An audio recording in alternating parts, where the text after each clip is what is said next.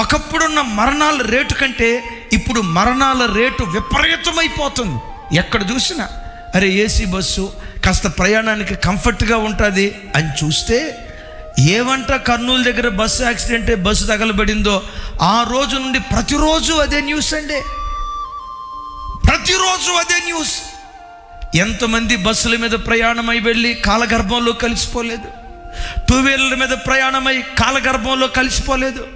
చిన్న అనారోగ్యమే కదా అని హాస్పిటల్కి వెళ్ళి చూపించుకుందాం అని ఆరోగ్యంతో వెళ్ళిన వ్యక్తి, ఎన్ని కుటుంబాలు, ఎంతమంది వ్యక్తులు ఆరోగ్యంతో వెళ్ళిన వ్యక్తులు శవాల ఇంటికి తిరిగి రాలేదు, శవాల ఇంటికి తిరిగి రాలేదు. మీకు తెలుసా, లోకంలో సెకండ్కి వచ్చి 2 చనిపోతున్నారు. ఒక్క సెకండ్కి వచ్చి 2, నిమిషానికి వచ్చి 120 మంది కాలగర్భంలో కలిసిపోతున్నారు. గంటకొచ్చి 7,200 మంది కాలగర్భంలో కలిసిపోతున్నారు. ఒక్క రోజుకొచ్చి సుమారుగా 1,72,000 మంది కాలగర్భంలో కలిసిపోతున్నారు.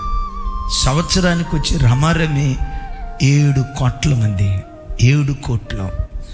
2025 సంవత్సరం 7 కోట్ల మంది కాలగర్భంలో కలిసిపోయారు.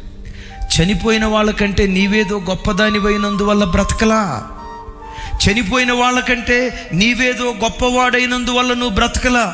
నీవు నేను ఎందుకు బ్రతికేమో తెలుసా? నీ గొప్పతనాన్ని బట్టి కాదు, కానీ నీవు ఆరాధించే దేవుడు గొప్పవాడు గనుక. మరి ఆరాధించే ప్రజల్లో కూడా కొంతమంది చనిపోయారు కదా, నీవెందుకు బ్రతుకున్నావో తెలుసా? ఈ భూమి మీద దేవుని కొరకు నువ్వు చేయాల్సిన కార్యాలు ఇంకా కొన్ని నిలిచున్నాయి కనుక.